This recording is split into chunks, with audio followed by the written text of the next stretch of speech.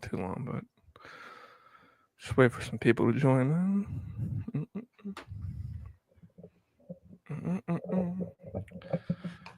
Well, thanks everybody for getting into the chat early as we wait. I've already seen everyone commenting. Yeah, it's Taco Kid. Can't argue with that. Thanks again, guys, for being in early. Shy on take, proving well.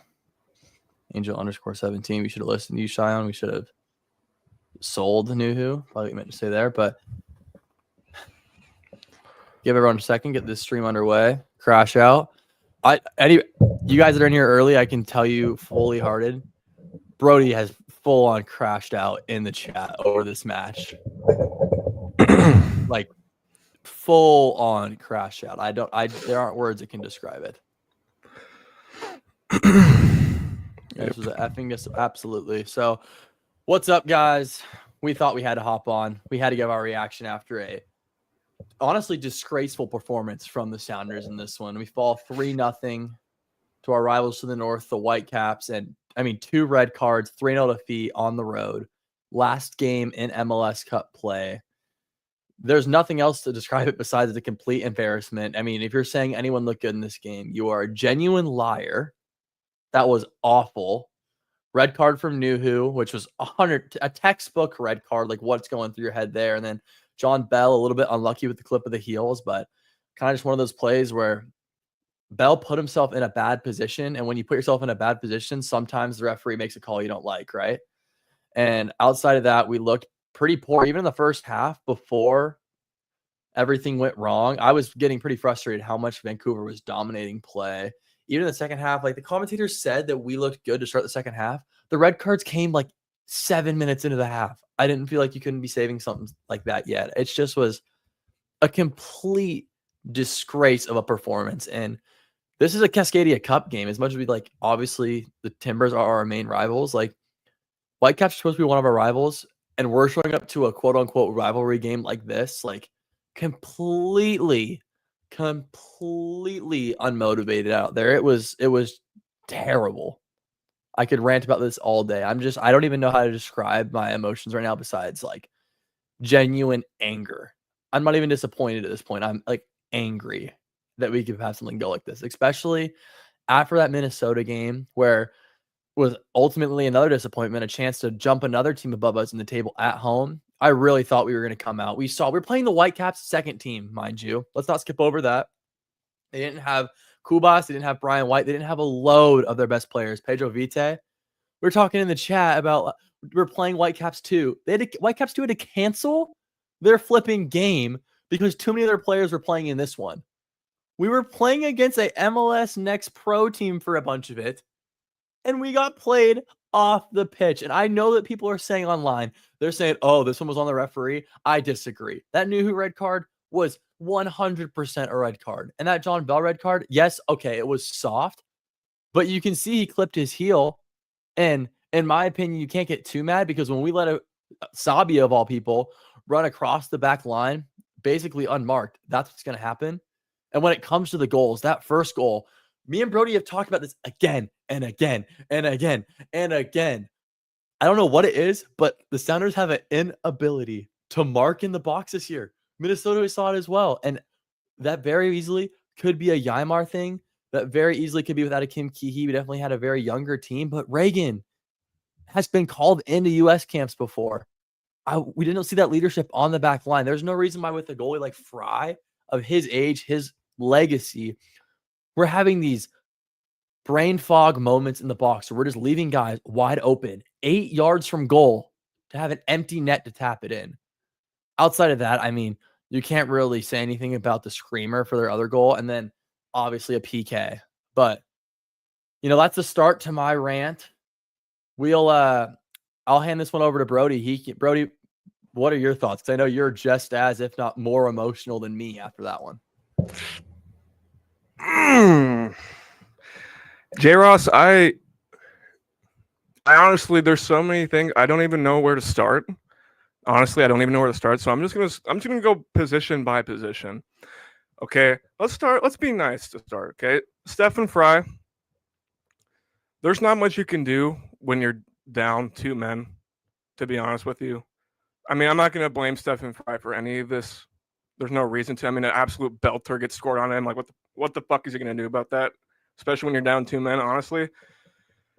Alex Rodon didn't want to make me throw up. And that's honestly the best you could say about anybody is that they didn't make you want to throw up. The best players that we had in the game didn't make me want to throw up. And that's the biggest compliment I'll give to anybody. Let's start with the center backs. Listen, we have a video coming out. All right. And I'm going to give you guys a little bit of a sneak peek, a bit of a spoiler. But there is a certain player that I put in a certain position in defense from the Sounders, a certain guy. And whether or not it's a completely biased pick or not, I hope you guys saw today how fucking important Yeimar Gomez Andrade is to this fucking team. And yeah, I know this season he's had a few boo-boos. He's lost the ball a couple times. Look at how fucking bad this defense is without him in it. I'm sorry. John Bell, I was happy that we kept him this year, but he's been a bit fraud checked. Let's be honest with you. The last few games, brutal. I don't even want to say that. I was a big fan of us re-signing him. I thought he had some good performances in years past. He has been in shambles. I thought he was awful against Minnesota. I thought he was awful tonight. And I mean, it is a fourth center back. Like, how mad can you be at our fourth center back? But it's just so frustrating. It's a fourth center back, but anybody that watched all of the Sounders last year knows that John Bell last year played like a starter. He played like a solid, like, I mean, his best work, he looked like a starter. Like, if there was a stretch last year when we had to play John Bell, I'm like, you know what? Like, this is cool. He's got Yeimar next to him anyways. Like, I'm cool with that. But this center back depth has been completely and utterly fucking fraud checked. And I'm talking to Jackson Reagan as well. It's not just John Bell. Okay, also Jackson Reagan. You're meant to be defender of the fucking year finalist. And when you don't have Yeimar next to you, you look fucking clueless. You can't lead a back line. You can't organize guys in the fucking box to mark. It's crazy. J. Ross has disappeared. He'll probably be back shortly, but I'll just keep yapping to you guys, okay?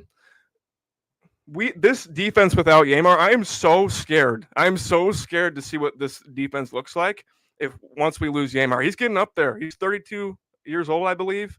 A big muscle injury to him. Listen, I hope Stu Hawkins, we put him in the gym, we get him the fucking Liver King diet, and he just bulks up like 20, 30 pounds and gets, I don't know, man. The steroids, okay. Minus the steroids. Bro is proposing steroids to teenagers. Okay.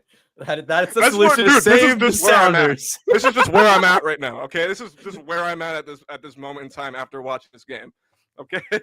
No, but in all seriousness, get Stu Hawkins in the weight room, get him bulked up. This is our only, he has to hit. Because if Yeimar leaves, I doubt we're going to ever find a player like him. He's one of, if not the best center backs in club history. Yeah, I know it's crazy considering we had Chad Marshall, but Yeimar is incredible. This back line has been completely fraud checked, and it has been led by number 5, our left back. Oh my gosh, Nuhu. I am at a loss for words with Nuhu at this point. This might have been one of, if not his worst games in a Sounder shirt. Listen, it was brutal.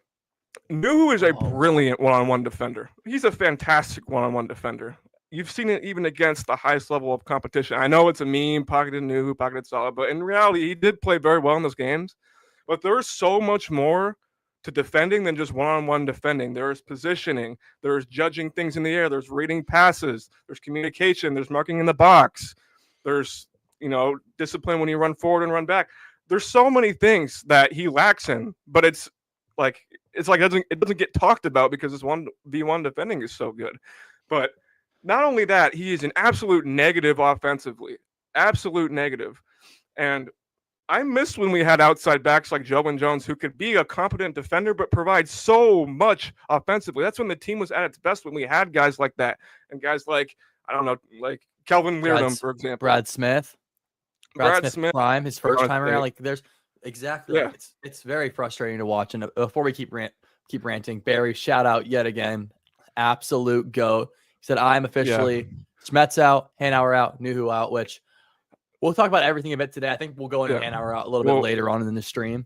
But Schmetz out. I'm not Schmetz out yet. Right now, I'm not Schmetz out. I will say though, it's concerning because going into a rivalry game and we put this on display, this was terrible. Like, I can't compliment this game. And what's concerning is I mentioned a lot in my video reacting to the Minnesota game.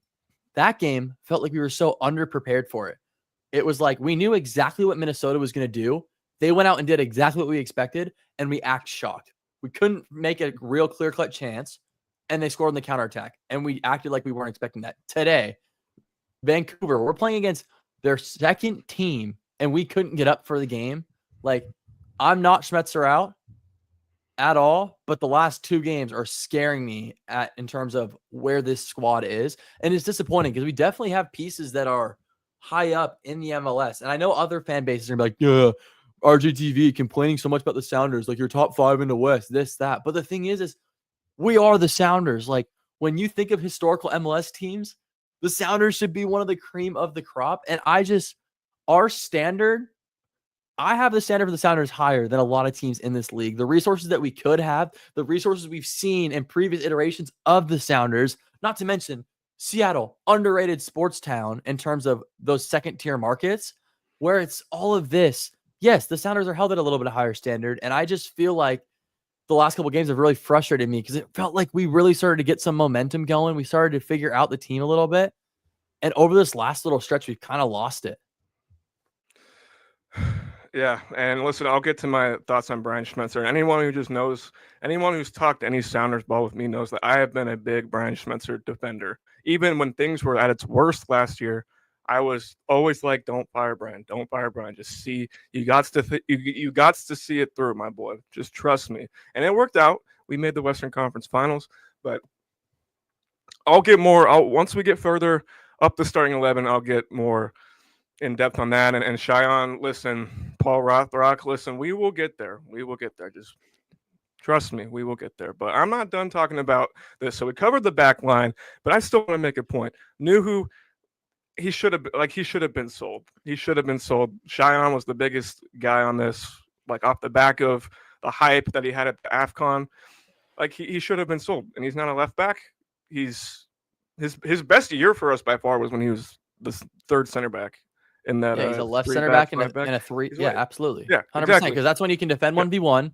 You don't have your offensive ability. You literally have three passes you can make, and you just have to pick the right one. You don't ever have to dribble. Like, anything that Nuhu was poor at, it shielded him and it emphasized his skill base. And I think, Brody, one thing we need to talk about if we're going to talk about the back line is this comment. Here it is. I think this is a fact at this point.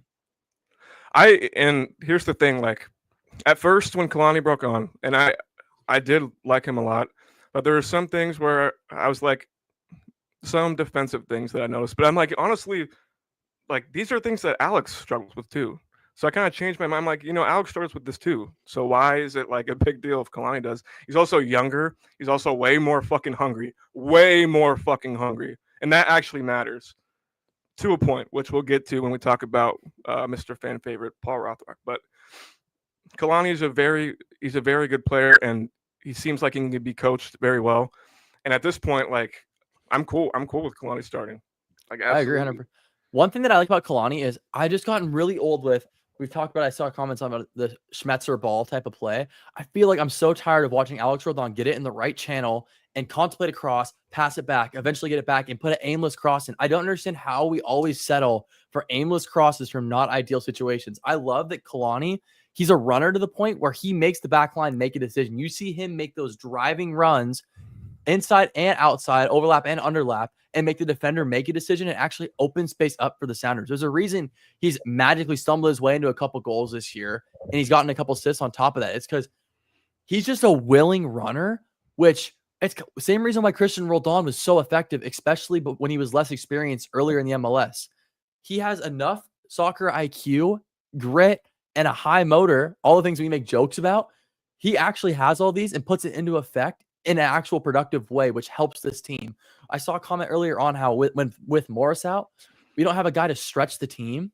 And somehow Kalani offers that from right back all the time, which is the thing I want to talk about next, is the fact that, I don't know. I think Cheyenne will hate hearing this, but I think with Musovski's Linsanity run over, we are desperately needing Morris, whether it be just a type of striker who's It going is to make bad. the We need back Jordan line. Morris, and I need don't mean to cut you off. I just like this is the point I've been making even during the Musovski and Sandy run. Is like, yeah, if he had kept this form and Morris came back, then I think we were all in agreement. Like, hey, let him ride it out. You know, no need to bring and rush back Jordan Morris. But I always said there's a absolute dynamic that Jordan Morris brings to this offense.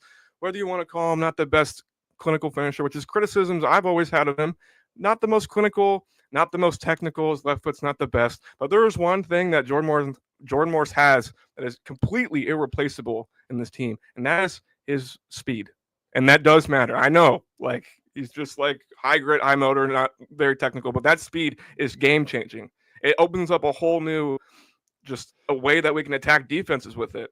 And also, Jordan Morris does a lot of the things that like Musovski was getting glazed for. Like Musovski got himself in the right positions, but Jordan Morris has also done that. Like he's done it plenty of times. Yeah, he misses a lot of chances, but he still gets himself in that situation. And this is not to say that we don't need a striker or we couldn't upgrade at striker. I absolutely agree with that point. We definitely need to. That's objective. But compared to what we have on the team, Jordan Morris, when healthy, is absolutely the starting 9.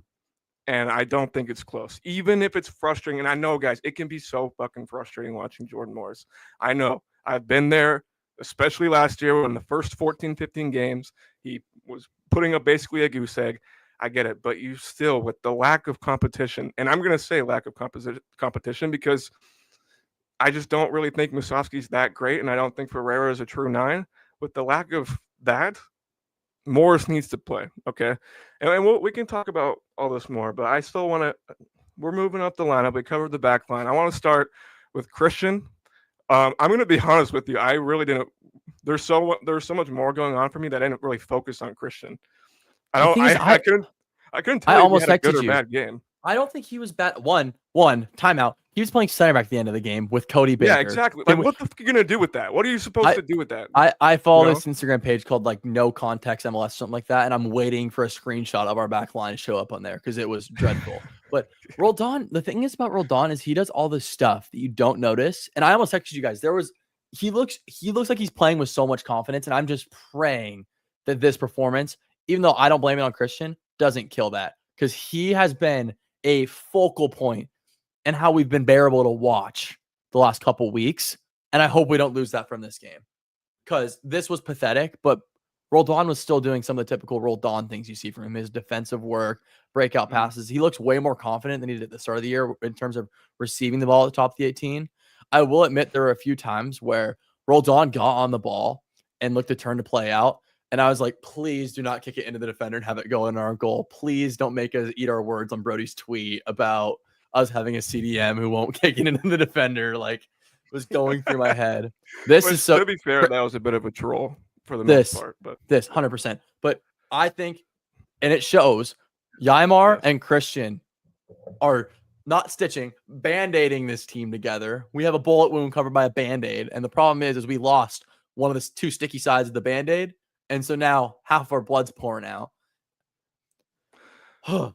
And I want to talk about Obed Vargas. Listen, okay, he's our wonder boy. He's the best prospect that we have ever produced through our academy by far. Okay, and he's super talented. Anyone with eyes can see that. But to play at the next level, like that passing range needs work. It needs a lot of work. And I've been noticing in the last few games, especially San Diego, like he's been missing a lot of passes, like short and like trying to switch the ball or play players in behind. It's been sloppy. It's been bad. And I guarantee you, even if he watched it, he would like see that himself. Like at the next level, I think there's clubs that will scout him and be like, we can fix that. We can work with him. He's young. We can fix over time. But there are also teams that, if you get there and you still play like that, they're going to be like, no, get him out. We're done. Like that stuff is important. And it was on display today.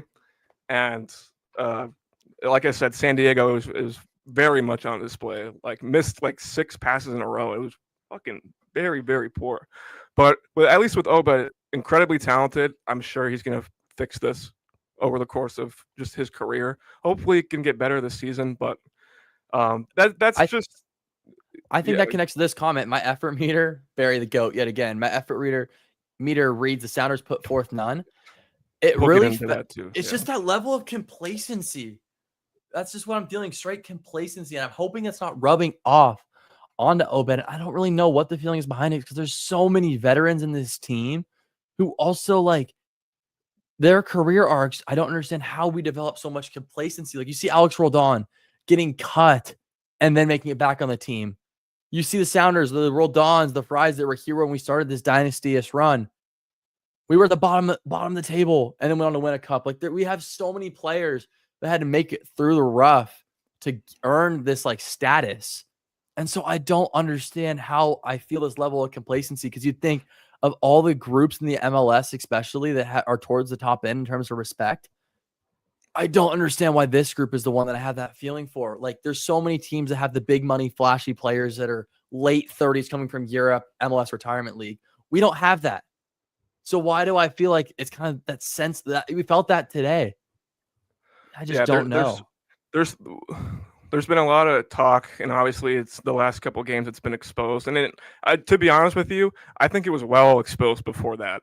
But the Sounders' biggest problem is playing teams that sit in the low block and trying to break them down. The way that we fucking play is never going to beat that. It is never going to be that. The slow passing. Like, yeah, we do some interchanging, but it's slow and it's not really dynamic. I don't really see players making a lot of like for example, the wingers making a lot of runs. Brian wants them to stay out there and just kind of connect passes. And it's a travesty. It's a fucking travesty with this talent. And I do see it with Pedro sometimes, and I do see it with Kent sometimes.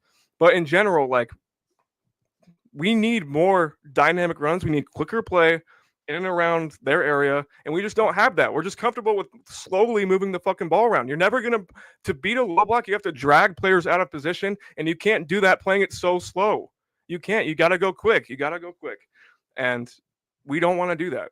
And ultimately, I mean, I don't know about you, Jaros. To me, this comes down to the tactics. Because I feel like it's not – I feel like we have the players to play super quick and make these runs, bro. We have talented fucking players, but we just play so slow and fucking boring. Like, you're not going to beat a low block like that. I'm sorry, bro. Like, you're not going to. No. And before we continue ranting more and more following your result, guys, don't forget to leave a like on the stream and subscribe. It really helps out the channel, helps us grow. And if you want to join, become a member of the channel, we have that opportunity. The members, our last couple of videos ago was just a members only video where you guys get to ask us questions. We'll answer it for you. You get a couple fun emojis in the chat. And whenever you comment in the stream, we'll always talk about what you have to say. So subscribe, join the members page. But wow. All right. Back to ranting. Little joy there. But Science asked about João Paulo. This was almost like, this is just straight to me. Like, JP is that guy who we kept around as a veteran, and Schmetz knows that he's just not up to speed anymore, which is hilarious. Because do you remember, let's think about back in preseason, how much hype?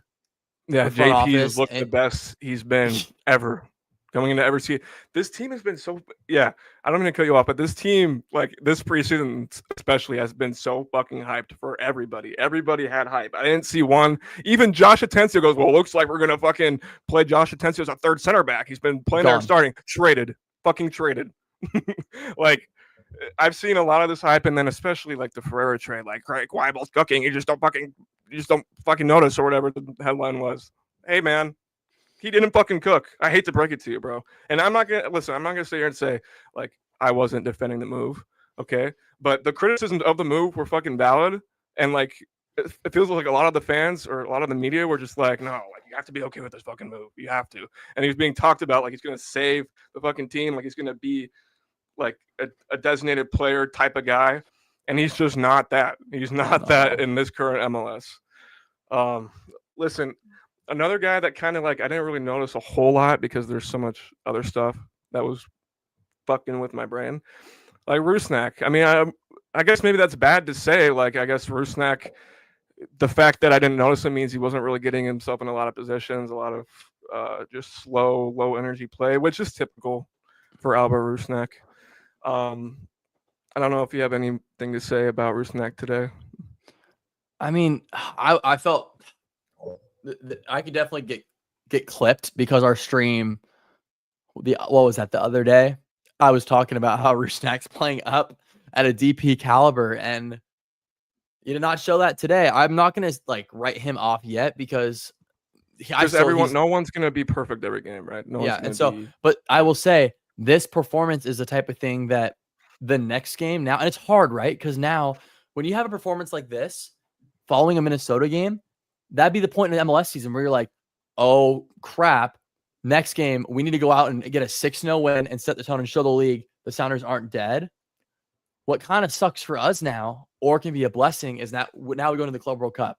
So there's a chance that we get beat at home by Minnesota, we get spanked by one of our rivals, and then there's a chance that we play our next 3 games and lose 38-0 on aggregate across all 3. I'm not saying that'll happen, but there's a chance. And we can go back into MLS play having an aggregate of like minus 40 something in the last 5 games. But on the flip side, the Club World Cup does give us an opportunity where if we were to pull a result out, we could get the vibes right back up, get the fans right back into it. But it's just so disappointing because I honestly kind of think we low-key have a little pressure on us now in the Club World Cup, as sad as it is. And that is not a good place to be in, playing against some of the best clubs in the world, where we kind of, just for the sake of keeping the fans' mental sanity in check, need to give them a reason to smile. Because seeing Brody's text to me over the past couple hours, his mental sanity definitely needs to be checked. And I knew that before. To be fair, I've known that for years now. But now I'm really concerned about it. Bro, not just our text. If anyone follows us on Twitter, you saw me. All those tweets crashing out, that was this guy. That was me crashing out the entire game. Okay. Listen, I want to bring this up here. Casual, slow, no sense of urgency, things I agree with. But someone needs to be a hero. I agree. Someone needs to be a hero. But I also think, which is part of the discussion I wanted to have about Brian Schmetzer, some players that could be heroes aren't allowed to be heroes. They don't have the freedom to do it. No, 100%. They don't have the freedom to be heroes, and then they get fucking talked about like they're absolutely fucking terrible and doing nothing, and that they're just not good. But they don't understand what's going on. So that's the conclusion that they come to. And we'll talk. I'm not going to get too worked up because I got more to say about that. But okay, listen, Pedro is a frustrating player to me because I feel like he's got all the talent in the world, but the brain, the decision making, some of it is just so poor. And like, for example, Jesus Ferreira gets a lot of criticism, right? Like, he likes to drop in so much. He doesn't like to do things that strikers do. Hey, man, he made a fantastic run in behind against a high line, outpacing the center back. And Pedro's getting the ball. He doesn't know what the fuck to do with it. And then plays the pass to Ferreira when he's fucking 5 yards offside. That kind of stuff. Like, dude, it's not just this pass. Like, he does it all the time. And I tried to, like, tell myself, like, he's young. He's learning the system. And I'm concerned. I'm fucking concerned about him. And I never liked the argument where, oh, he's not putting up these numbers, these stats. Like, because, bro, he's rotated often, right? And then the way that he's used, like, he's not, going to put up these gaudy numbers, But just watching with my own eyes, there's shit that he does that's, like, really fucking frustrating. And it has to do with just his ability to read the game. I guess that's my biggest concern. What scares me is you made that comment about players that have the freedom to go be heroes. It almost at times feels like he's plays with almost too much freedom, to the point where he tries stuff at the detriment of the rest of the team. And then on the flip side, you see Pedro ripping it into a wall of 5 guys when Ryan Kent's wide open on the left side of the field. But then it almost also feels like on the other side, guys like Ryan Kent, how many times did we see him beat a guy and then he stopped on the ball and laid it back? I know you were venting to me about this all night. We're going to talk about Cheyenne was venting to me this all night. Let's bring it up now. Let's talk about it now. Okay. It felt like the whole game, Ryan Kent was playing with a leash on him, and it was like one of the ones, that has like a little button so like you can stop once you get too far away. It felt like right when he got to where everyone like got on the edge of their seat, he got yanked back. It was like, no. Pass it back to Albert. And it was play with some freedom. Like, have some. Ryan Kent is such a flashy, dynamic player. That's what he's known for, being a cool FIFA card, for crying out loud.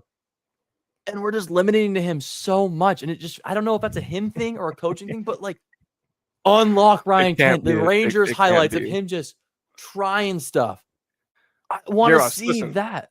Listen, I'm not saying we are the all-knowing ball knowers of the fucking universe, okay? I'm not saying that you and I have played at some extremely high level, okay? But listen, we at least both have played college ball. We both have played against high-level players. What team have you ever fucking been in where you've had a winger so fucking gifted, and they just are unselfish as fuck and don't try to take anybody on unless that's what they're being told to do by the coach. Have you? Well, what Am I scares me crazy too is for I that? wonder how much of it is like we do rotate the team a lot. So there's that level of fear where it's like, if I don't do what's expected, I'm out. And guys like Ryan Yeah. Kent, De La Vega too, which I just crying on it, and multiple guys on this team, you kind of need to give them a little bit of slack to be themselves. And I feel like we don't have that. Like Ryan Kent, when I saw him signing, I was like, oh my gosh, there's Dude, going to be I so many TikToks of a Sounders jersey left winger doing some dumb stuff, but it's going to be cool as hell. bro, And instead, he okay. beats a guy and then passes it backwards. Yeah, okay. I want to have a long talk about this Ryan Kent debacle. And before I get on to Ryan Kent fully, just to kind of talk about what you said about Pedro. Pedro has the freedom, and it feels like he uses that freedom at the worst times. You know what I mean? Like trying to dribble dudes on your back at the halfway line. Like that, bro, just play the ball and move. Just play the ball and move right there. You'd be so much better off. And then there's times where he's like up the field, standing on the fucking touchline, not really making runs and stuff. It's like, bro, this is where we want you to be free. You know what I mean? Like it's like a complete. It's like it's something up here. He just doesn't quite get. He just doesn't quite have the soccer brain yet. I don't know if that's something. That's the thing. I don't know if that's something you can teach. It's almost like you get it or you don't type of thing. And it's just some areas. It's like what are you doing? What are you doing? But then there's also times where he uses his freedom and gets into really good spots, and then you're like, Pedro is. This is why we signed him. This is why he's a designated player. Like it's so up and down and up and down, and he's what 24? Like bro, he's not a teenager anymore. He's not a teen. I mean, I say anymore as if he wasn't signed here as a 22-year-old, but you know, the young card. It gets to a point with the young player card, okay? But anyways, I'm here to talk about Ryan Kent and listen, guys, are we gonna? No, sure. Let's blame the dude who's the only player in this team that has beaten players at a high level in the Europa League, in the Champions League. Like, are we gonna? Let's blame that guy for all the fucking problems in the world and say that guy sucks. That guy is not playing good. Teams found that guy out. Or we can look at what actually is happening. Ryan Kent is getting the ball and just passing it backwards all the fucking time, making these negative passes. When you watch Ryan Kent for the last few years, all he does is take people the fuck on, and he shoots from outside the box. He shoots with both feet. He makes dynamic runs. This is the Ryan Kent. If you asked any Rangers fan to watch this game and say, is this how Ryan Kent plays? They'd be like, who the fuck is this guy? And who's telling him to do this shit right now? I never, ever, ever, ever, ever, ever, ever want to hear people that claim that Ryan Kent is bad. I never want to hear them talk about why don't the Sounders sign players from fucking Europe? Why aren't the Sounders ambitious? Because we get good players. They don't perform the best. They can't understand why he's not performing the best. And then they're like, he fucking sucks. Paul Rothrock's better. Like, it's so clear that he's being fucking misused. Like, I feel like the St. Louis game was like, hey, Ryan Kent, come on the field. Just be yourself. Just do what you do. And he talked about that. He said, like, you know, they let me play. They let me come in and express myself and play all these, like, play how I want to play. And, you know, obviously play in the system, but take these chances. And he looked fucking incredible. When Ryan Kent is selfish, yeah, sometimes he loses the ball. Sometimes you'll have a Portland game where nothing seems to go right. Fucking boo-hoo. I'm sure you could see like a Raul Ruidiaz game or a Nico Ladero game where they looked like complete fucking ass. It happens, dude. It literally happens to everybody. But I would rather sit here and watch Ryan Kent take on 10 people and only beat them twice than watch what the fuck he's doing for us right now. It's a complete misuse of talent, bro. And I want to bring this up. Brian Schmetzer, I was the biggest defender of him last year, okay? Because listen, the team was fucking terrible last year. The talent was not fucking good. Rothrock is Paul Rothrock, don't even get me started. This dude was playing every single game. And Georgie, like, talented guy, but listen, he's young, he's raw, and he's playing so much. Like, we're relying on this dude, okay? And even at the worst, and like keep Brian around. Just keep him around. Like, bro, look at our GM hires. Look at all these things. What makes you think we're going to sign a good coach? Like, if we fire Brian, just stick with it. Like, trust me. And it worked out because we made the Western Conference final. He did a lot with little. Okay. But this year, you have a lot, Brian. You have a lot. You have talented players, and you're using them like they're fucking Paul Rothrock. It's ridiculous. I can see why Paul Rothrock would be the guy to like kind of move the ball around. Okay, play it back. Okay, play it back. I can see why give me that. But you have Ryan Kent, a dude who has beaten high-level players in fucking Europe consistently.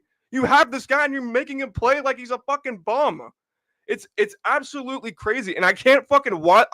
It's the hardest thing ever to watch. And then the people would be like, oh, you're glazing. You're fucking, oh, dude, you're fucking glazing. He wasn't even playing that good. You don't even know what you're talking about, man. Like, you don't know what you're talking about. I'm sorry. Like, I hate to be that guy because I'm not claiming to be some epic fucking ball knower, but to me, it's that simple. Just do the math. Europa League player, Champions League player, and he comes here and all of a sudden doesn't want to fucking take players on? Gee, I fucking wonder why. I think Ryan Kent just magically forgot how to play soccer, I guess. I don't know. But what pisses me off, even today, when he took people on, he looked good. He nearly beat every single guy when he took them on. And it was very few times, and I get it. Okay? But it's not like he was terrible this game. The only reason people say he's terrible is because he wasn't involved. He wasn't really involved much because he was just constantly making negative pass after negative pass after negative pass. And that's tactics. That is tactical when that happens. No talented winger ever. Imagine, you know what's fucking crazy? I think if we had Lamine Yamal come here, I think we'd have him play the same fucking way, to be honest with you. And then people would be like, well, Lamine Yamal sucks. He fucking sucks. No, Brian Schmetzer fucking sucks today. Okay? That's what happens. That is what happens. And then Paul Rothrock comes on the field. I'm fucking Paul Rothrock, man. Look, when he came on last year, I was like, he's a solid guy. And I still think he's a solid player off the bench. I think he's a decent role player sometimes. But the commentating actually pissed me the fuck off. Paul Rothrock, just look at the guy, just fucking never gives up. Paul Rothrock is a fucking Energizer bunny. He just never gives up, ever. Paul Rothrock is just the fucking first guy in, last guy out. Fucking hardest working the team, fucking lunch pill, whatever thing you want to say about Paul Rothrock. I will be damned if my team's best winger, his best attribute is the fact that he works hard. That team is finishing last every single fucking season. Okay, I promise you, dude. And oh my gosh, that actually, like, I had to. That one had me like walking back and forth in my room because I can't take it. I can't take it anymore. And to see like people, there's legitimate people with brains that look at those two players play and say Paul Rothrock is better and performs better. I hate to interview on the Crash Out, guys, but before we went into the studio, anyone in Seattle right now knows how hot it is. I go, sorry, Brody, I'm sweating. And Brody took that as sweating from anger because he has been trotting around his house.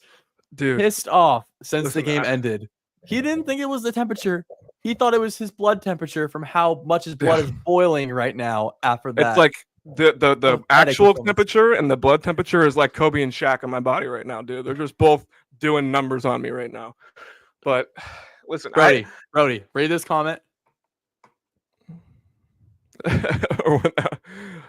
Yeah, you know what? I'll fucking do it. Only if Paul Rothrock contributes, like, at all. If he has to, because listen, we could easily win and not be because of him. I'm not buying his fucking jersey because of that. Brody, he has to do something. Brody, we'll change this. Cheyenne, I know you're in the chat. Clip this. Anyone in the chat can clip this.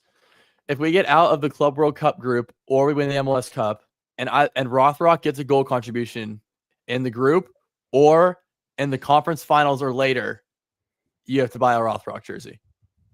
Dude, if Paul Rothrock is getting glazed so hard for working hard, I could go on the field and just fucking work hard and lose the ball 100 times. I can do that. Fucking sign me, Craig. I can do that for way cheaper. I'll do it for fucking free at this point, honestly. I can run around and not do shit, and I could probably luck into like a foul in the box or something from just being goofy. I can do that. So, Brody, are we making this? Hey, are we making this a deal? If we make it out of the group, or if we win MLS Cup, but he has to do something. And I'm not talking about the 89 minutes of just completely If he gets a goal, below no. average. When I say goal contribution, I mean primary assist or a goal. Primary assist. Yeah. Okay. Yeah. Fine. Then I'll do it. I'll do it. Okay, No. Cheyenne, Okay. But Cheyenne, you got to clip that. Clip that. Don't let him have his rebuttal. End the clip here. Chat, we got him. dude, I'm just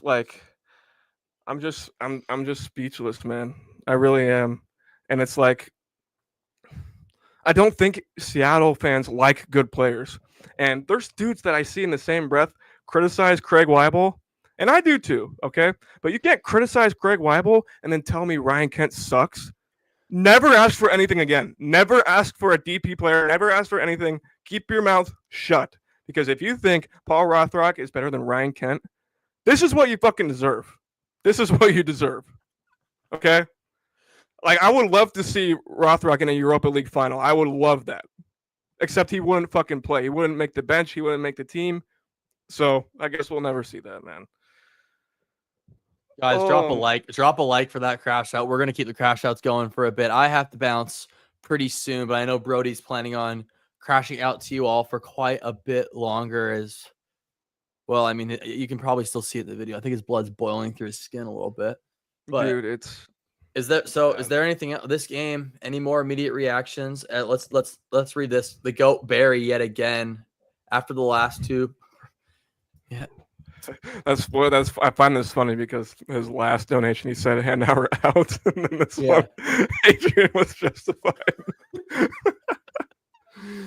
Oh, bro. Yes, this right here. Kent doesn't suck the way they coach. It's just anyone with a brain can see that, dude. There's no way a guy like him just decides, I'm in the worst league I've ever played in. I'm just not going to take people on. Like, bro. Oh, okay. So this, like I'm saying earlier, we now have pressure on us at the Club World Cup. Yeah. Like, what the heck? We saw Will come on and he said that he's not even going to watch the Sounders. There's 3 MLS teams in this tournament. A content creator who focuses on the MLS doesn't want to watch the Sounders. And somehow we've made our expectations lower, which is so scary. The thing is, I recorded my Club World Cup preview, and I'm like, guys, no pressure on us, okay? Just watch the game that way. And honestly, like, in the same breath, like, I know there's a bit of pressure, but at the same time, you could look at it from a fact that I've accepted that we suck, and I accepted that the teams are so much better that I'm still going to watch it with no pressure because I'm going to watch this to enjoy good football. That's it. And if it's at our expense, I don't care because I didn't think this team was going to go anywhere in the tournament anyways. That hasn't changed now, obviously. You have pressure now, dude. You have a Rothrock jersey on the line. What do you mean no pressure? You have something on the line now. But that's what the terms of the agreement are never going to happen. Hey, okay. It's either he gets they either get out of the group or win MLS Cup, and he has to contribute in both of those. I don't see that happening. If it does, then you guys are all welcome, actually. Because without this crash out, maybe he watches this crash out and goes, you know what? I'm going to fucking become the best winger in the world now, actually. That'd be cool. I would be happy. If Paul Rothrock, if I make the terms of this agreement, I will fucking happily buy his jersey. If it means that we can get out of the group or win MLS Cup, happily. And I will celebrate and say, Paul Rothrock's a fucking GOAT. I will. 100%. And so, guys, talk about the Club World Cup. We actually have a ton of content coming out around it. We have a lot of fun videos. We'll have some interactions in the stadium. We'll definitely have some boots on the ground at the games. But on top of that, Club World Cup matches. We'll be streaming all of them. Cheyenne will have some streams going along with that. As Vamos Sounders doing us some advertising. Atletico PSG. We also will have a live for that. We'll have tons of content around the Club World Cup. And along with Brody's blood pressure, everything is rising. We'll have a lot of content going up over the next couple days or so. So, yeah, guys, make sure to subscribe, like this stream. But I feel like this is a good time. Maybe temporarily lower your blood pressure before it immediately goes back up because I've got most of it out. I mean, I'm sure there's something that's going to come up that's going to. I'm gonna put this up just for a second. Take that one down because I think the next thing that I think we need to talk about for a little bit is what we saw before the game this morning. So, in case you guys missed it, MLSPA put out a couple statements today. Basically, there's been no change between Players Association and the league. If anything, it's gotten worse. Brody, what are your thoughts on it all before we kind of go into it a little bit more? My thoughts on it all are the same. And I'm not gonna be like one of those guys that I know I just crashed the fuck out for 30 minutes, but like I'm not gonna let today's game affect like the actual terms of the deal. It is an unfair deal, and I understand that they signed the contract, so technically there's nothing they can really do about it. But like it is greedy from the owners. It really is. It's sad to see that like they don't need this money as much as the players do. And if they had, good intentions, I guess, and wanted to make things fair, they easily could, and they don't want to. It's sad to see. Unfortunately, though, there's nothing can be done about it legally. So it's gonna have to be just on the hearts of the owners to be like, you know what? Maybe $500 million is enough. Maybe we don't need fucking the other 9 million that we're getting. I know Hanauer fucking needs it actually, because bro's fucking he's a fraud.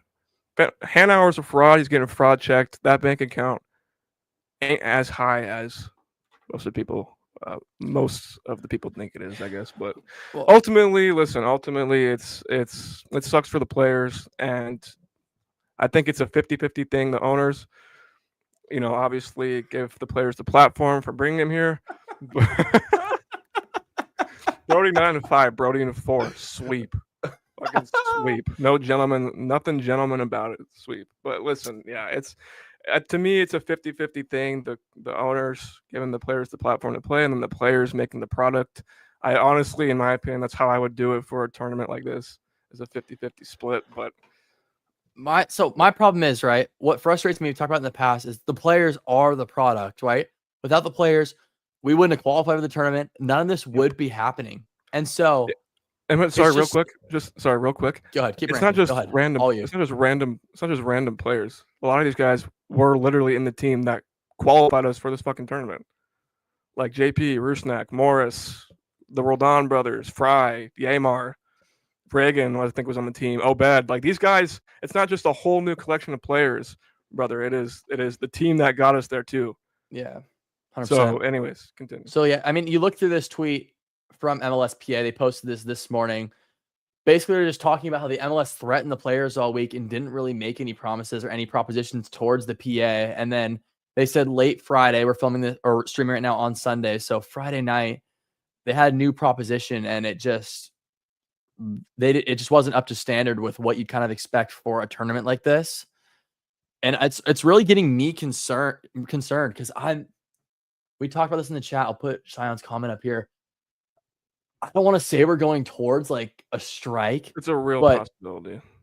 It's real. You saw me. I was texting in our group chat earlier. Sorry to keep bringing up our group chat, but I'm worried that this could get into something really big, like really big. I mean, seeing MLSPA just take blatant shots at MLS ownership, at the MLS in general, seeing the players, and we talked about Hanauer going into the locker room afterwards. Like these all have the rumblings for something that could be scary in terms of MLS participation. And I don't really know how they're going to react because there's a 3-game tournament. And we've said this before. It's such a big opportunity. Like no way players don't want to participate, but it's just really disappointing to see. I see both sides of the equation.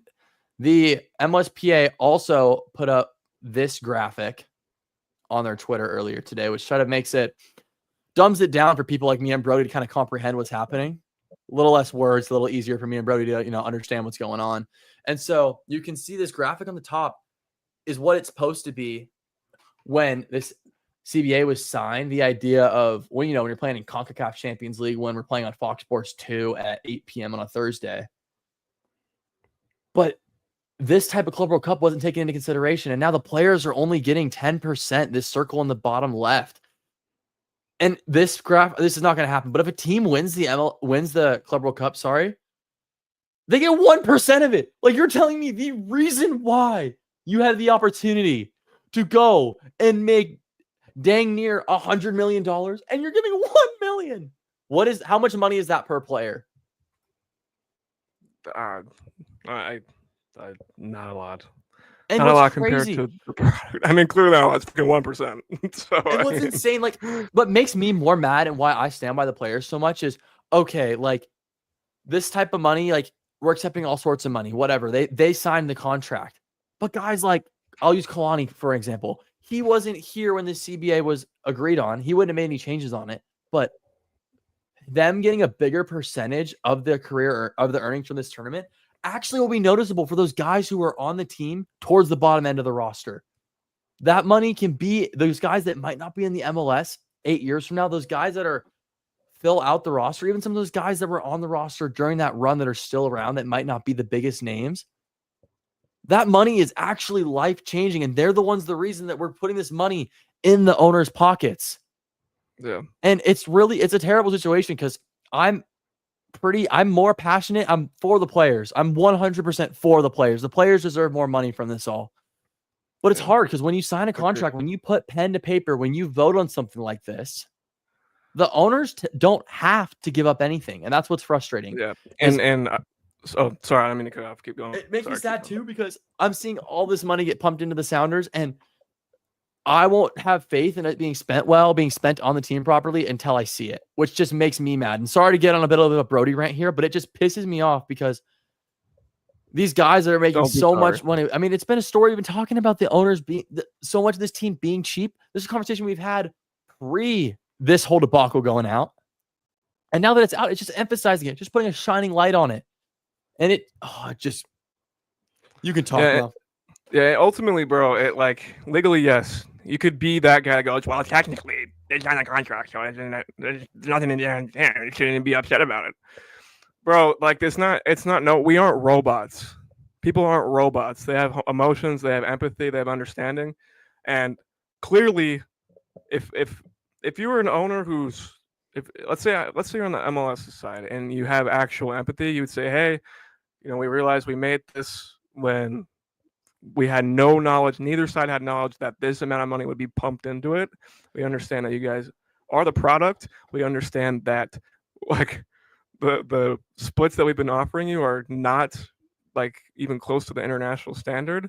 We understand that we have a lot more money than you guys. And ultimately that's like the biggest thing is fucking greed. It's just pure disgusting greed. Like, you don't need this money as much as the players fucking do. There's guys on this team that can barely fucking live in Seattle, to be honest with you, because they're not making as much as everyone thinks they are. This money is huge for them. And yes, technically, literally, there's nothing that they can do. But it's shitty. It's fucking shitty from the MLS is what it is. Like, even if I'm an owner and like, yeah, legally I could do this, you could have some grace, you could have some mercy and be like, hey, let's work things out because it's not fair. It's not fair to you guys, clearly. Clearly, everyone can see that. The only people it's not fair, the only people that don't think it's unfair are the owners. But, it's just disgusting. I'm just going to say, at the end of the day, it's just greed. It's just fucking pure greed. It's gross. In my opinion. 100%. And so we're going to pull up Tom's tweet because this goes right back onto it. Tom tweeted out. So he posted earlier today, MLS offer MLSPA on Friday, 20% of performance-based prices. And then Tom said, MLSPA increased their negotiating position from asking for around 35% to 40%. Why? Per source, do MLSPA feeling the MLS owners made their offer worse as a punishment? Emphasize this, as a punishment to the players for speaking up. That's so shitty. They're treating these guys like there's so like it sounds like I'm exaggerating, but it's a bit. It sounds like inhumane almost, bro. Like, no, you're already fucking them over, and then they complain about it, and you're like, you know what? We're gonna fuck you over even more. Kid that's making $70,000, fuck you. That's literally what they're saying. Honestly, it's I don't even know where to start. It's so frustrating to see, and I hate getting like all the political side of sports, right? Because I mean, we're at the end of the day, we're a fan channel. We're supposed to be watching this as fans, but this is so big because the potential for something like this, like, let's go back to this. How does this look for a player coming to the MLS? You're seeing something like this. Like, we're trying to get big name players in the MLS, and we're complaining about giving out $1 million as a league. And then just as it pertains to the Sounders, real quick, they see this bullshit. They see our GM crashing out, and they see results like fucking this that we're having and where we are on the table. Like, we look like the biggest joke in the fucking MLS right now. Here's the hard part. This is where it tears me is comments like this. The owners don't have to do anything, which is what sucks, because the players should receive more, and I want them to receive more. But the owners don't have to. That's the problem, right? Legally, they don't have to. No, exactly. But morally, in my opinion, they have to morally, I think. But they won't because they don't fucking care. Clearly, they don't And care. so we talked about this in the chat. I'll let you say your opinion after. I already know it. But we're at the point now where if the players were to do something rash, they were to strike, they were to do a holdout, something like That's that, crazy. I would be pissed. I'd be upset because I love the MLS. I love this league. But I would get it. understand why. I would understand where they're coming from. And But I don't know if sorry. it'd be, I don't know if I would say it's the right decision, especially for the Club World Cup, which at this point I doubt they can. I bet there'd be a ton of legal repercussions. This is me spewing. This is me venting at 9 p.m. on a Sunday night after a terrible game. But I would understand where it's coming from. I think that long term, I don't think that'd be a good idea. And put up, should the team withdraw from the tournament? I don't think they should. That's what I want to talk about. I don't think they will. Yeah. But and obviously upper management would be the one to get the final say. But if the players were to try to pull something off to get one over on everyone, I would understand where they're coming from. Because I mean, stupid as it sounds, we talked in the chat. There's so many big, huge companies where you see a similar situation like this in the real world and it works. And so why would the players not try it? I'm not saying they should, and I would enjoy it, but I get where they're coming from. I think they should at least try. I think the threat of that needs to be very real, honestly. And even if like they do end up deciding to play, I think the threat of that should be made very real. What I don't understand is why there's not more of a threat for a tournament. This is an opportunity where the MLS, you see through the advertising, everything. The MLS since it is hosted here, is under a shining light to not just the US, not just Canada, the whole world. That's what they're making more money besides just the prize distribution. They're making money off of so much other shit. And so you don't have to do anything. But if they were to go through and have a strike, a threat of a strike, some more besides just the Sounders t-shirts a game ago, why not? It makes the MLS look like a fucking complete joke. And honestly, it's like, to me, that would mean more if I'm any owners. That would mean more to me than just handing over a bit of extra, just tiny little crumbs to the fucking players who actually deserve this shit. You know what I mean? And yes, legally they don't fucking have to. All right, they don't have to. But it is sad. It is sad, and it just, the more you actually think about it, the greedier it fucking gets. They're making so, just off their own personal ventures, they have a lot of money. Like, off of other things going on, like advertising and just ticket sales and all that stuff, jerseys, whatever. They're making a lot of money. Like, for the Sounders, as it pertains to our team, like guys like Obed could have a great game. We make extra money that goes into Hanauer's pocket if he really wants to. Like, they don't need this at all. It's just the purest form of fucking greed, and it's disgusting. Like, I can't. It's, for me, it's hard to sit on the side of like, well, they signed the contract, so it's shitty. It's a real shitty thing, and I know we spent a lot of time on that, guys, but like, it's a big problem because it could potentially actually lead us to not playing like that. If you guys watch any of the Sounders player interviews, Christian Roldan talked about this. They asked him directly, "Hey, will you guys consider sitting out?" And he goes, "We'll see." It's real. It's a real possibility. And I just want to answer this question: should the team withdraw? I personally say no, and here's why. If you withdraw, you're not getting money. You're getting $0 at all. Okay. And I feel like you're really just hurting yourself a lot more. And yes, the owners have hurt you. Yeah, no, seriously, our owner's a fucking fraud. And I'm so glad a lot of people are seeing this now. Like, yeah, I can't. Are you muted? Wow, rookie move by me on this side. Anyway, let's say we have this money tied to Longacres, right? This new training facility. Us threatening a strike is so much more threatening because that's so much money. That they say, and he's broke. He's not. He's not that. I'm not saying that we do have money tied into Longacres, but I'm saying if something like this is true, that is just one more. That's one more reason why at least, and it's crazy. The more and more I hear about it, like I said, pen to paper, owners don't have to do anything. Yeah. The more I hear about it, the more I'm for the players trying something. Yeah. That being said, I need to go. I'll leave you alone with the chat. please, Chad, don't let him crash out too much more. I don't know if his like mentals can take anymore. My eyes, dude. The dark circles, just the fucking crazy eyes, dude. This whole stream, I've just been letting it go. All right, guys, leave a like, subscribe, treat Brody well. Hopefully, he's still alive at the end of this stream. I'll see you guys later. Can you guys make me feel better? Can you guys try and make me feel better? Like, here, hold on a second, fellas. Okay. Whoa. Okay. There's one more thing I want to talk about this, okay? One last thing. I don't think the players should back out because ultimately, like, it is a big opportunity for a lot of the guys to show what they can do on the world stage. And, dude, okay. Here, we'll just go like this for now then. All right. It's a big opportunity for a lot of the guys. And I don't want them to rob themselves of that opportunity because of incompetent owners, greedy owners. It would be a real shame if they robbed themselves of being seen on a world stage or just playing against the best.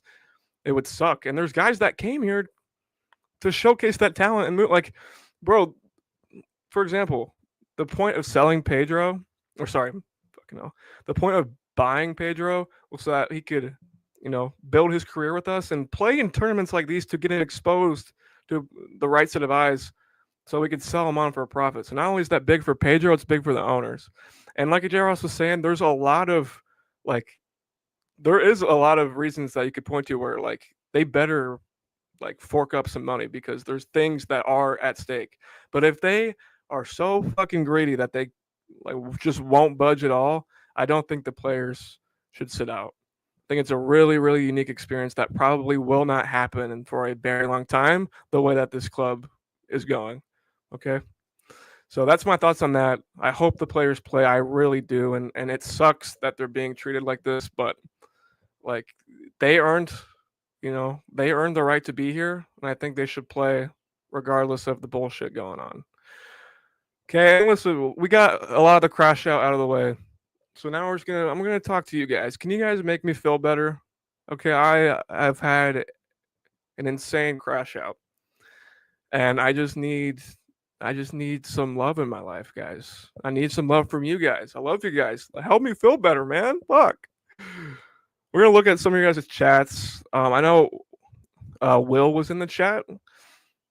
Barry is the GOAT, which I agree with. And also, Will, I don't know if you're probably not in here anymore, but you would have absolutely loved the crash out, bro. I think you would have been proud of me, honestly. And then we could have got Will in this, but bro, I feel bad for Will. I actually do. Like, we keep bringing him on here to talk about the same thing, and he just says the same thing. Like, bro, we've been talking about this. We've been talking about this over and over, So I almost feel bad for just bringing him back to be a part of our misery, like, oh, jeez. And this is so real, guy. I'm excited that Hanauer is being exposed as a fraud. Really, and you know what's funny too? Like, I did have the thought, like, hey, you know what? On at least the bright side of things, if it stays like this, at least we'll have $8 million to spend on players to make the team better. Guess where that money's going? Right there. That's where that money's going. It's not going to players or purchasing players. I promise you that. Jacob Woodward says, "Nah, we stink." Craig Winger.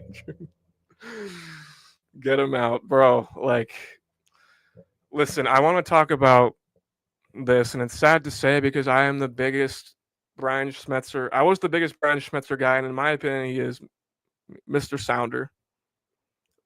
And I backed him so hard last year. I really did. But this year, what's happening this year is a bit unforgivable. Like, it's almost getting to a point where it's like, I want him out.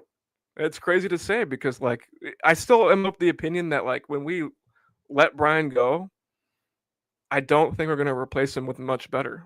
I don't think guys want to, especially seeing how fucking Hanauer's crashed out about this and all this shit. I don't think good coaches or GMs want to work with this fucking guy. I don't think they do. So like, if we let go of Brian, who are we going to bring in?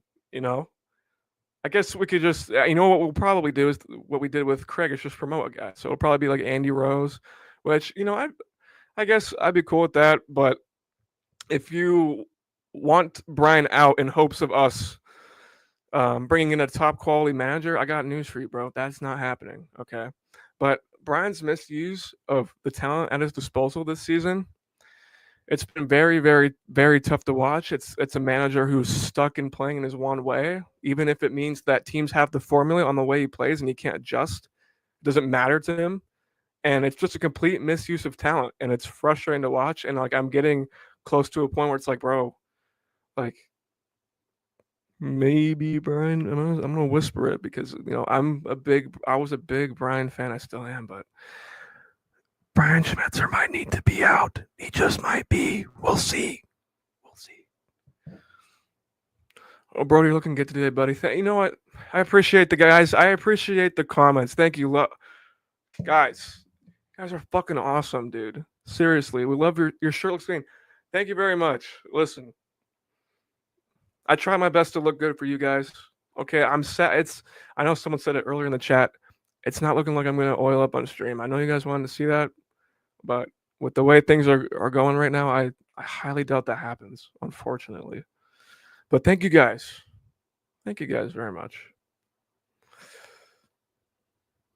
That's exactly what I'm saying. If you want optimism, we've never had so many people realize what a bad owner Hanauer is. And I want to talk about this too. Like this for me kind of like I don't know how many people read this article because I honestly I didn't read it till a few years after it happened, but the whole Clint Dempsey signing, like we had a majority owner, Joe Roth, who was like he's like a Hollywood, I think like a Hollywood movie producer type thing, but he's a dude that loves excitement, okay? And when the opportunity for us to get Clint Dempsey came around, he is the one that jumped on that.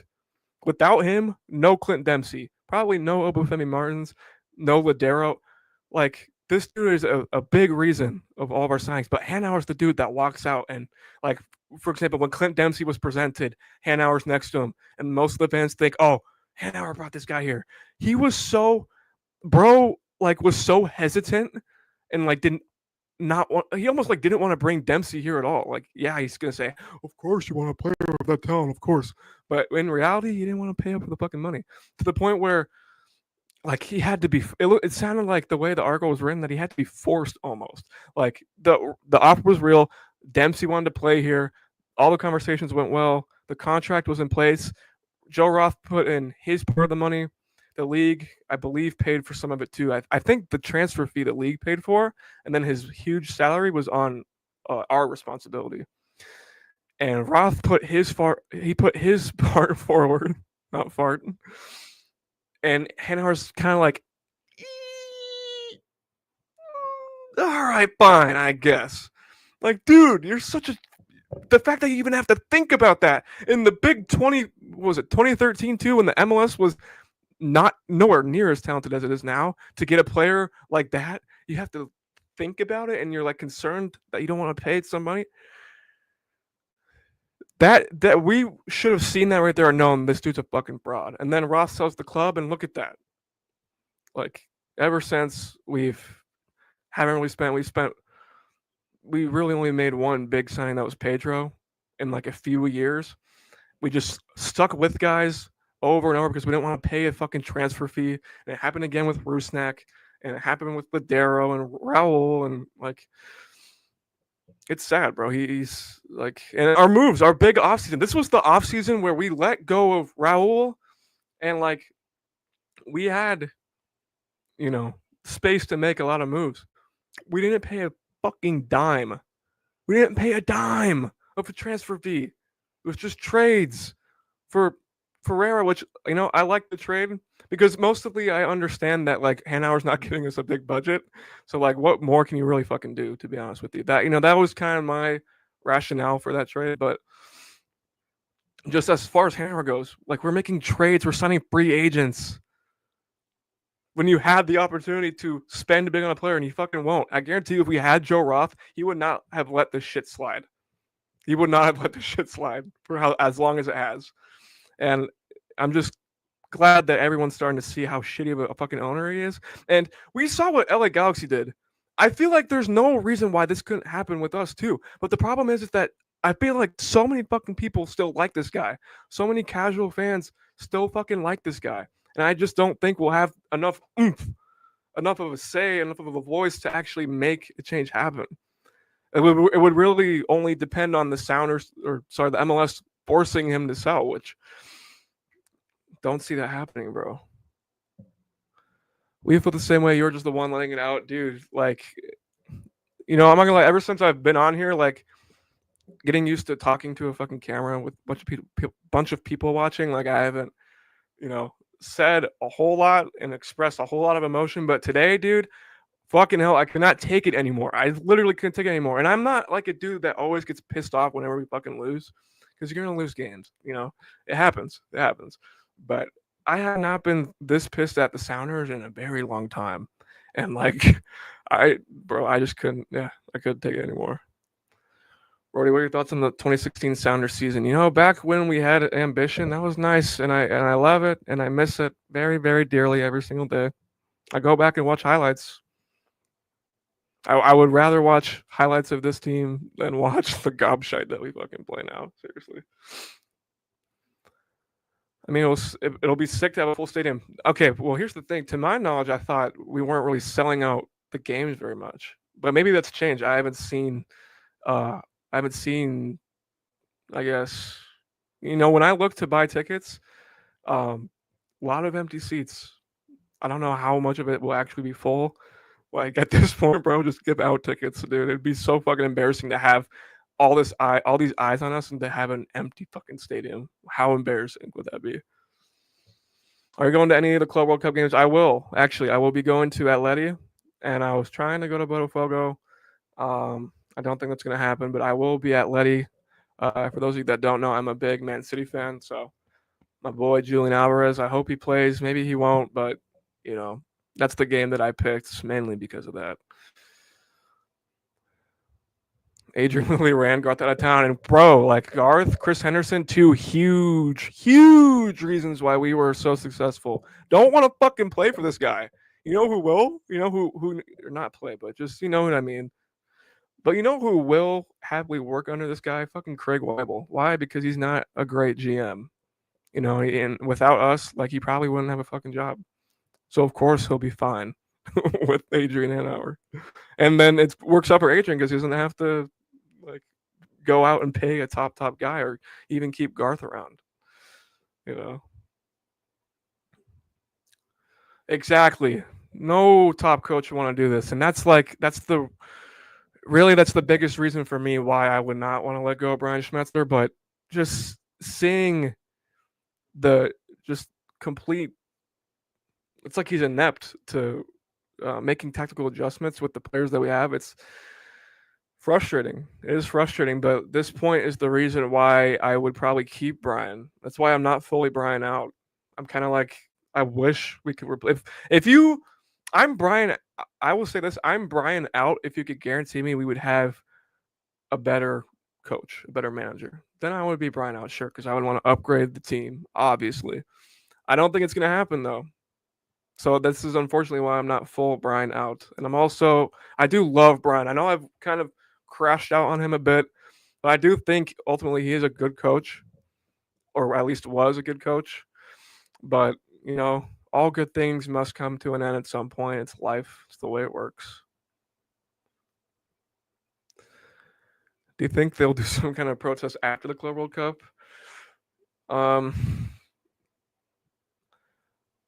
I mean, with how big of a story and a problem it has been for the players, I wouldn't be surprised.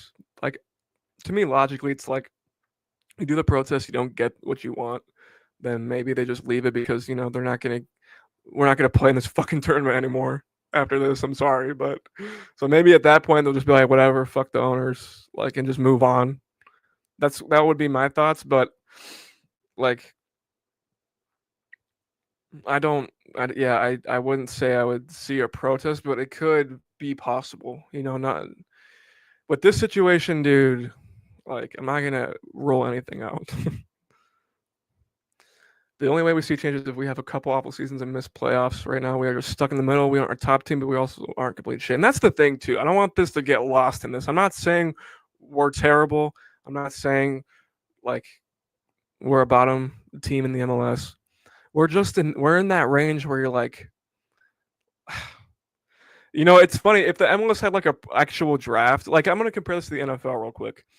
Being in the NFL, like you either want to be a team that's competing for titles or you want to be a team that kind of stinks because then at least you stink and you can also get a good draft pick and pick a franchise altering player. It's the middle teams that are like, fuck, dude, this sucks. Like we aren't good enough to compete. We aren't bad enough to rebuild, you know. And the Sounders, I guess, are kind of like that, but it's a lot different in soccer. But it is frustrating, especially with this squad, bro. Like there's ways you can make this team much better than it is, and I don't want to sound crazy. Maybe I'm just losing my fucking mind right now, but maybe Jordan Morris unlocks this whole fucking thing. Maybe he does. I doubt. Like the thing is when Jordan Morris got going last year, things turned around. But I'm just so concerned with the way that we're using some of our players and players that are here that like should not be here. I'm so concerned with that and our center back injuries that I even when Jordan comes back, I don't think it's gonna. Yeah, I don't know if it'll change a whole lot. I guess I don't know. Yeah, bro, you're usually the optimistic one. I am, and it's not like I'm delusional optimism. Like I have points, I have reasons why I'm optimistic. I'm not just blindly like, let's go team, let's go team. Yeah, yeah, Sounders, we can do it, we can do it. There's reasons why I like am optimistic, but dude, it's at this point I'm slumping into a great Sounders depression a little bit. Not gonna lie. And it's not. I want to make this clear. It's not just the fact that we've dropped a couple games. It's just the state of the fucking club in general. Like I could almost honestly. I know I just crashed out about this game because it literally just happened, but in the grand scheme of things, I could almost care less about this game and just the state of the club. It's fucked. It's hard to be optimistic. It really is, guys.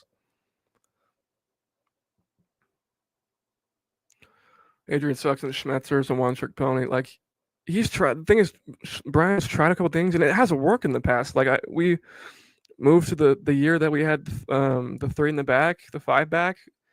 Moved to that, we had great success. It's like it kind of makes me confused. Like, bro, he's made tactical adjustments before. Like, why not now? Like, you saw the personnel. Hey, Nuhu probably best if he plays center back. Okay, let's go to a three back. Because not only that, but then you have Alex who can just, be a wing back and he has a lot more cover defensively. And then Alex was an all star that year. That was fucking brilliant from Brian Schmetzer. And I will always give him his credit for that. But it's like, dude, you had this ability to see, to see these things. What's different now? What is different now? You have it's a similar situation, just offensively. You have a very clear player that you're misusing, and why can't you change? Why can't you change the way that you use him? It's I don't know. Is it not that simple? Am I crazy? I don't know. But I guess he just I don't know. I don't know what's going on in his fucking head. I wish I did.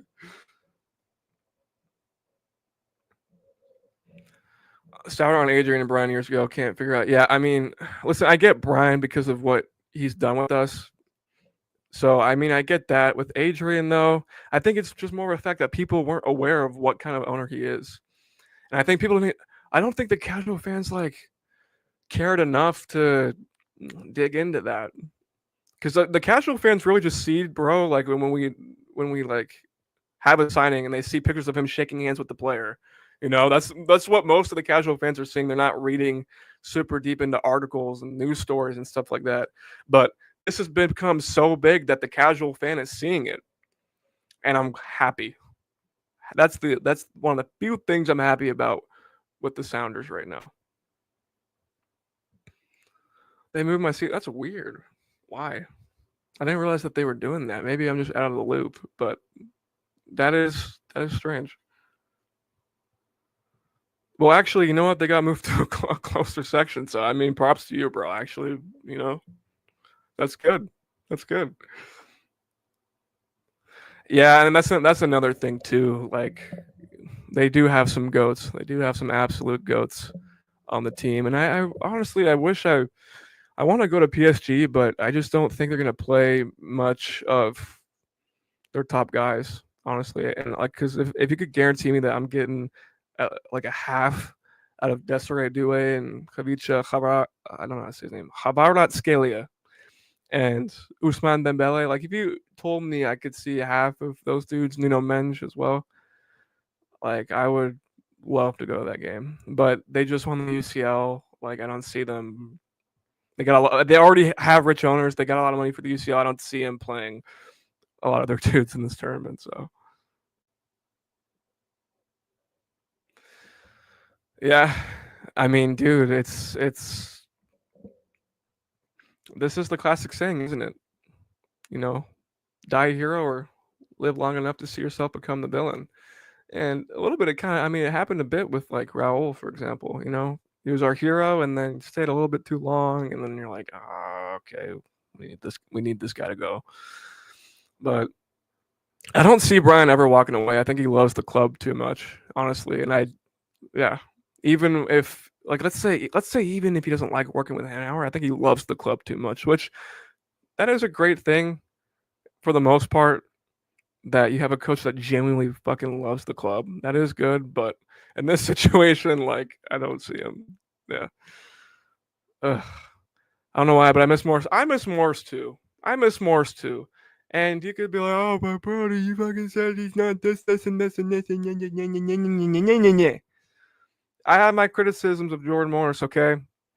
So fucking what? I still love Jordan Morris. He scores a goal, and I'm jumping out of excitement. I love him, dude. And I like I want him to be the things that I say that he's not. I really do. Like, for example, Jordan Morris last year, if he was more clinical, he would have 20 goals, and then no one's fucking complaining because you have 20 goals as a designated player striker. That's very, very, very high end, you know? But that still doesn't mean just because I have criticisms of him doesn't mean I can still not miss Jordan Morris. I do miss him, and I think he brings a dynamic to this attack that we just don't have without him. And even at the peak of Musovski's fucking powers, that's what I was saying. I said that like he's a fucking superhero. He's a backup striker. But when Musovski was on that run and everyone's like, Musovski's the best thing since sliced bread, I'm like, yeah, I would keep him in and start him like as long as he's on form. But ultimately, I always felt Jordan Morris has this dynamic ability that we just need. We need it, you know? And that's the thing. That's like the you know, as much as I miss Jordan Morris, like I would want a striker like Denki. You know, a striker that does have pace, maybe not the same, but he can be like a Raul. It's not like Raul was as fast as Jordan Morris. No. He was just super duper clinical. He's able to find space in the box, make great runs consistently, and just ultimately clinical. I would take that over Jordan Morris, but we don't have that. And the way that we want to play with Jordan Morris, we can't without him.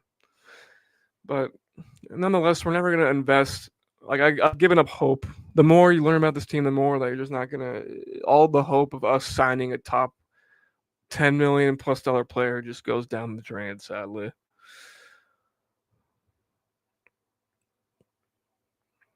Yeah. See, in 2021, we did the three in the back. We still had Raul. Yeah, exactly. You know, and that's what I mean. Like, um, obviously Raul was still near the peak of his powers, but it was also a combination of Brian making a good tactical adjustment with the players that he had too.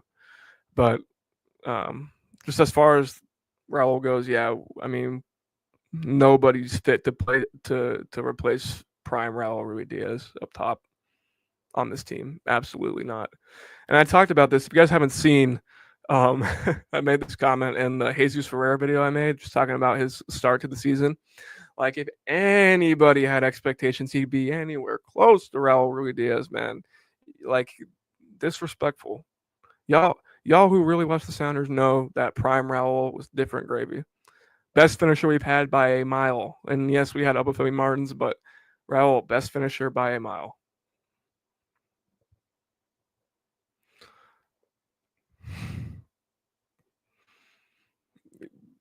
Yeah, I agree 100%. I mean, I'm not gonna say much about those guys, but I wish more people had their own opinions and not just do what makes the club happy. Yeah, yeah, that's true. I mean, bro, the PSG game is pretty expensive. I think like well over $100. Yeah, I honestly I wouldn't go to that either. But you know what is cool though? At least even with their backups, like bro, Zaire Emery is worth more than our entire team. So even with their backups, we're still gonna get fucking shit on, and we're still gonna see a lot of good football. So I guess from that perspective, but yeah, when the ticket prices are that high, you do want to see some star players. The team is asked to sell them all. I mean, I that's a big. I can see the frustration, but guys like Christian, I'm fucking clinging on to for dear life and being like, please don't fucking leave us, man. Please, you're keeping this team together, man. And I wouldn't sell Fry just because he's a club legend. You're not gonna get much from him anyways. But a lot of the guys, yeah, they should have gone sell or just let them walk, but we did not. Sounding to striker on loan. We see Craig basically said in an interview, I think a week ago, like we're not going to look at anybody just for this Club World Cup. And I think it's like we had one of our biggest fans come into the chat the other day and was like, it's so fucking stupid. Like, dude, they're not going to acclimate to the team in 10 days. If you can get a guy on loan that's a top player, dude, they don't fucking need that time. Like, look at who we're fucking playing, dude. It's not going to make a difference whether or not they get fully acclimated. What a stupid fucking take that was from one of our biggest fans. But yeah, I am in full agreement of bringing players on loan for this window. You've been given the opportunity, make the most of it, bro. Like, and also it's a reason to bring people in the stadium. Imagine you get a cool player on loan. Like, it gives more of a reason to go out and watch the team. Brings more excitement. And it's a loan, bro. It's not a long-term agreement. It's a hit it and quit it. You're not putting a ring on it. But no, he won't get acclimated to the team amount. If Ronaldo want to fucking play here, and you're just like, oh, well, he's not going to be acclimated to the fucking team. Shut up. Who fucking cares? Who cares? Without Morris, which is this is the camp that I'm in. Honestly, like he has shortcomings, but we can see how important he is to the fucking team, and I've always maintained that opinion. Like, we just need it. And I would love us to play a system where like we can explode off the counterattack. Like we could have Jordan Morris and Ryan Kent, guys like this, attack quick, get the ball, play it quick. Not this like sit around and try and fucking break teams down. We've seen all the time. We can't fucking do that. So I'd rather just beat these teams at their own game. I would rather us just play a more, defensive style. I mean, Brian's a good defensive coach. I don't see why, if we have Ymar healthy, that we can't just be like this and keep the explosive players in their best spots and hit them on the counter. You know, I'd love to see that, but we won't. We won't see that. Bro, oh my gosh. Imagine, yeah, if we had Garth and we had Joe Roth, imagine they'd be Shaq and fucking Kobe right now, man. They'd be Shaq and Kobe, Jordan Pippen, Stephen Clay. They would be making this team so much better. And even if it's just for a tournament, who fucking cares, man? It's exciting. It's fun to see. Like, just because we're in the like, dude, I don't care if a guy is only here for a bit and they can't get acclimated. Who fucking cares? It's a show. Like, let's put on a show. Let's try and bring in names and get some excitement going for this team. Bro, do you not see the decrease in the attendance every single year? We want excitement. It's not bad to want excitement. You can make long-term signings also, but you can also bring in players that are good on loan for a tournament. What's wrong with that? Dude, crash. Yeah, bro. It's been a crash out for the ages, bro. And it's not always gonna be like this. This is the first time I've really, really had a generational crash out. At least on camera.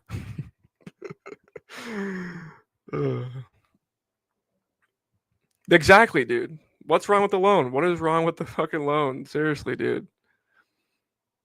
Like, get Nunez. Yeah, bro. Like, why can't we try, dude? I mean, it's not like impossible to make, even if it's not Nunez, even if it's a bit of a step down. Like, you could still try and make these things happen. You could. But it's the fact that we're not even trying. Like, we literally came out and said, if we were trying to make things happen and things didn't break our way, you can't be mad at that, you know? But we literally said, we're not looking for anyone just for the Club World Cup. And it's so fucking stupid. It's a waste of a great opportunity. Seriously. Darwizzy would be the GOAT, dude. He'd be the GOAT. Absolutely. I saw, dude, on Instagram, I saw someone say, like, I don't want Darwin Nunez. He misses so much. Like, dude, that guy's bagging 20 a season in the MLS, like, comfortably. Comfortably, brother. Like, oh, gosh. I'm preaching the choir, my friend. Yeah. You know, that's why I love you guys in the chat. You guys are real. You guys get it. You guys aren't just like, I mean, listen, there's a lot of other channels where like it's all about just glazing the team, glazing everything. And if you're not a glazer, then fuck you. Then you're just like your opinion sucks. You don't know anything about ball. You guys are real. You guys keep it honest. And you know what I like too? It's not like we all just agree. It's not like it's just a big echo chamber. We have disagreements about things, and it's like chill. You know, I'm not gonna say you guys aren't fucking ball knowers if you have a different opinion than me, but you guys are ball knowers actually. So I don't even have to worry about that. Bro, like that's what a lot of guys don't understand. Like, yeah, not all these signings hit, right? But more often than not, they can hit. It is possible. And like players that have like Timo Werner to me is like perfect MLS fucking build. Super fast, maybe not the best technical ability, not the I guess at the highest level, not a clinical finisher, but Timo Werner is bursting past MLS defenses and he's got a lot of time to think about like where he wants to put the ball. He's gonna have more time than playing in the highest level of Europe. You know, like Warner, I think could be very good in the MLS, and that'd be a cool signing for a team. Brian could do better with what he has. Absolutely. Like, bro, we say like last year I thought it was different. Like I thought like if we had missed the playoffs last year with what we had, I would have been like, dude, this is like we have a bunch of mid, you know? Like if we didn't make playoffs, I wouldn't have been super shocked, you know. But this year you got like Brian last year did so well with so much less, and then he's got more, and it's like, bro, what happened to you've had juices in the past. You've been able to make tactical adjustments in the past, and you got this like for example Ryan Kent. What a fucking opportunity to get a player with this talent, with this ability for free, and you can clearly see when he's taking people on. And yeah, he loses the ball a few times, but guess what? He's a fucking winger. Wingers do that. When you take guys on a lot, you lose the ball. Big whoop, man. But you've seen that he's had a positive impact on a lot of the games. And the only reason he hasn't in a lot of games, except for maybe one game, the Portland game, is because of the way that we fucking play. The way that we play. One, the right side gets overloaded because Nuhu can't do the things that Alex or Kalani do. So we attacked a lot on the right side. And then today's game, when we went on the left side, it's like, hey, Ryan Kent, fucking sit here, pass the ball back. He was literally, I'm going to crash it again. He was literally covering for fucking Nuhu so that Nuhu could go up the field. Like, what are we doing? What are you doing with that, man? Ah, dude. Bro, just called Timo slow in the head in the polite way. Here's the thing, bro. You can be slow in the head in MLS and do well. You know, like, for example, guys like Patrick Ajiman, I guess. You know, you've seen the stinkers he's put on the USMNT, but you put him in MLS, dude, he looks pretty good. And a guy like Timo Werner, I don't see why he couldn't be good in the MLS. So he's got the build for it, bro. Like, yeah, he's not gonna be great at the highest level, but you know, for example, a league like the Bundesliga, where it's not like you know the highest level in the world, like it's still top 5 league, but not like on the Premier League's level. He did bits, so why couldn't he do bits in the MLS?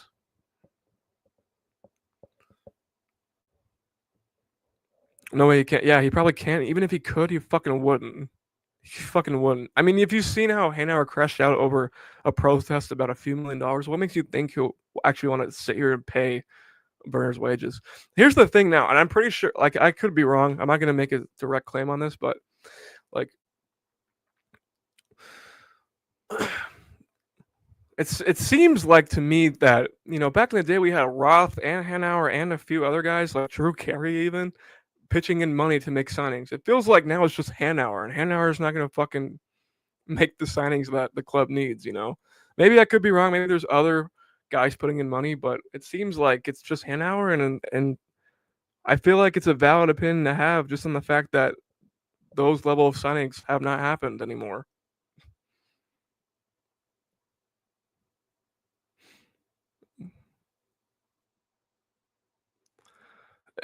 Bro, it's so cringe.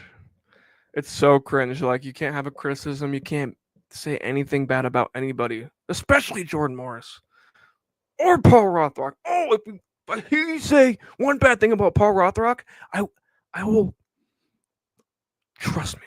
You don't want to cross. Yeah, it's cringe. It's cringe. And I'm glad that you guys can see that. Like, it's okay to criticize the team, bro. It's fine. Like, here's the thing, bro. If we had live streams back in 2019, we would be fucking hype. It's not like we'd be like, oh, well, we didn't win the MLS Cup by a shutout or whatever. It's not like we would be negative, bro. When good shit happens, we celebrate it, bro. Dude, we've made tons of it. I mean, for someone who's like the big, you know, Jordan Morris criticizer, I literally had a video like I had a whole 2-minute segment congratulating him for breaking the goal scoring record and talked about him and how much he meant to us, to me, to the club. I don't see those guys doing that. But apparently I'm the fucking hater, you know. Yeah, that is true. That is true. And like, even as bad as the Whitecaps, I didn't want to sound bitter today, but even as bad as the Whitecaps beat our ass with their fucking B team, at least they ain't win silverware. You know, at least they ain't got silverware. We got trophies. They don't. In the grand scheme of things, they're still little bro, and they will always be little bro. Well, I mean, actually, maybe one day they probably won't, considering how things are going with us. But okay, all right, guys, it's been an hour and 37 minutes. I thank you guys so much for just those of you that have stuck in the stream the whole time. Seriously, that kind of loyalty is awesome, and we all appreciate it. And we love you guys on this channel. We like, behind the scenes, we talk about like how much we just love our fan base. Like, even if our fan base doesn't grow to be this big thing, even if we're not backed by, you know, a media team that should not be named, we still have you guys, and I'm still happy that we have you guys. And thank you guys for tuning in all of our streams, leaving thumbs up, subscribing. Those of you that are members as well, appreciate that. Actually, you know what? Bro's got one question. Let's hear him out. One more question, and then we'll end the stream. Go ahead and ask your question, brother. Clock is ticking. It's 10 p.m. It is 10 p.m. If I see you at the Atleti game, can you sign my arm? Brother, I will absolutely sign your arm. If you spot me at the Atleti game, absolutely I'll sign your arm. I'll take a picture of it. That'll be fun. That should be really funny. Is this the question? They should put, it's not a question, bro. It's a statement. They should put Seattle in Group A instead of Miami. Yeah, but here's the thing, bro. They want Miami to actually like have a possibility of going far. I don't think they really cared that much if we got battered. But to be fair, we at least earned our spot in this tournament. They did not. So I agree that we deserve to be in Group A. Absolutely. Thank you for the work you guys put in being real. Yeah, I mean, you guys are the reason why we want to put so much content out for you guys and work so hard and have these live streams. It all comes down to you guys. You guys are awesome. Love you guys. We all appreciate you here. And then to end it all off, one last question for real. How many pens will Messi get? I got at least 2. Honestly, bro, I would say 2, 3. Yeah. I mean, they got to get him through to the group or to the knockout round somehow, right? So, I mean, yeah. Anyways, ladies and gentlemen, thank you so much, all of you, for tuning into the live stream. We appreciate it. I hope you enjoyed the epic crash out conversation about the unfair pay for the players, all this stuff. We appreciate you guys very much. If you haven't liked the stream, please drop a like on the stream already. Like, that would be awesome. That helps support the channel. If you haven't subscribed already, please subscribe. And if you haven't checked out our YouTube membership, we have my favorite perk I talk about all the time, but members on the channel can ask us questions about Sounders, world football, literally anything in the world, and we'll answer it in a video. And we're gonna soon we're gonna put out another round of questions that you guys can ask. So if there are members still in and you have more questions just about anything, literally anything, that'll be coming out soon. So you can drop your questions there and we'll make a video on it. So yeah, that's a pretty cool thing we do. So if you're not a member, you want to be a part of the content that we make, that we'll put on the YouTube channel, I just hope you guys at least check it out and consider it. But yeah, so thank you so much, guys, for an amazing stream. It was awesome. We'll do more of these. We're going to do a lot of content for the Club World Cup for you guys. We're going to go fucking ham. We've been planning so much shit. We're all on the same page. We're all motivated to get you guys amazing content. And we'll talk more about it in later videos and streams. But yeah, I thank you guys so much for everything. Awesome stream. You guys are awesome. And I hope y'all have a very, very blessed night.